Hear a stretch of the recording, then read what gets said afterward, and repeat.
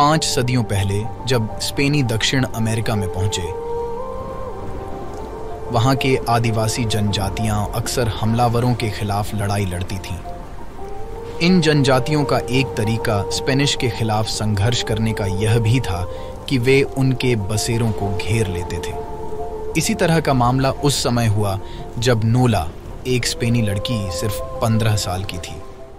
जुलान जनजाति, जिन्हें स्पेनिश के प्रति अपनी दुश्मनी के लिए जाना जाता था, नोला जिस बस्ती में रहती थी, समय के साथ बसने वालों की खाद्य सामग्री कम होने लगी और उन्हें भूखमरी का खतरा उठने लगा।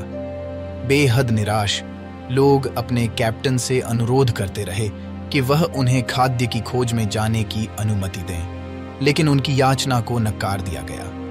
भूख की चपेट में आकर नोला ने बसेरे से डर के बावजूद एक साहसिक भागा लगाया और जंगल की गहराई में आश्रय ढूंढा। जब रात आई तो जंगली जानवरों की आवाजें सुनकर उसे भय सा आ गया। उसने सोचा कि रात के लिए सुरक्षित स्थान कहाँ मिलेगा। हालांकि चिंताओं के अलावा एक चीख थी जो उसका ध्यान आकर्षित करती थी। यह एक दर्द की चीख थी।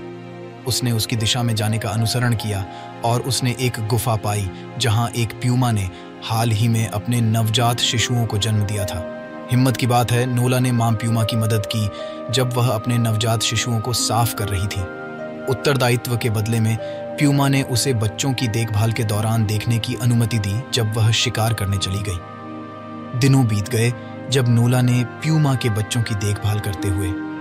एक भाग्यशाली दिन जब नोला भोजन इकट्ठा कर रही थी और मां प्यूमा अपने शिशुओं के साथ गुफा में थी, उसे अचानक शैम्पू योद्धाओं ने धारण किया। उन्होंने उसे पकड़ा और अपने गांव ले जाया। भय में नोला ने स्वयं को उस अवश्य भविष्य के लिए तैयार किया जिसे उसे माना था कि वह उसका इंतजार कर रहा है। उसकी आश्चर्यजनक बात है, शैम्पू जनजाति ने नोला के साथ दयालु व्यवहार किया। उन्होंने उसे अपने गांव में सहायक कार्यों को सीखने के लिए विभिन्न कार्यों का सिखाया और वह नए रोल को स्वीकार करने के लिए सहमत हो गई। जीवन एक ताल में सेट हो गया जब एक दिन जब एक समूह जोलान जनजाति योद्धाओं ने शैम्पू गांव पर हमला किया।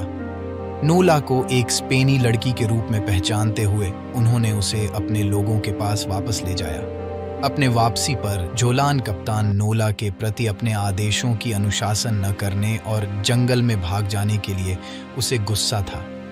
उसे एक उदाहरण के रूप में बनाने की कोशिश में उन्होंने यह आदेश दिया कि वह एक पेड़ से बांधकर वहां जानवरों के शिकार के रूप में छोड़ दी जाए। दिनों बीते और गांव वाले दुख से भरे हुए अंत में साहस जुटाया पेड़ के पास जहां नोला को छोड़ दिया गया था। वे और भी आश्चर्यचकित थे जब पता चला कि एक मां प्यूमा ने उस लड़की को उस समय तक खिलाया और संरक्षित किया था। नोला की कहानी हमें यह सिखाती है कि कठिन समयों में भी दया, समझ और एकता के छोटे छोटे कार्य हमें दीवारों को तोड़ सकते हैं और हमें आशा, चिकित्सा और शांति की दिशा दिखा सकते हैं। यह हमें याद दिलाती है कि हमारे संयुक्त मानवता को गले लगाना, दूसरों के प्रति दया दिखाना और पूर्वाग्रह और शत्रुता के बाहर रिश्ते बनाना कितना महत्वपूर्ण है।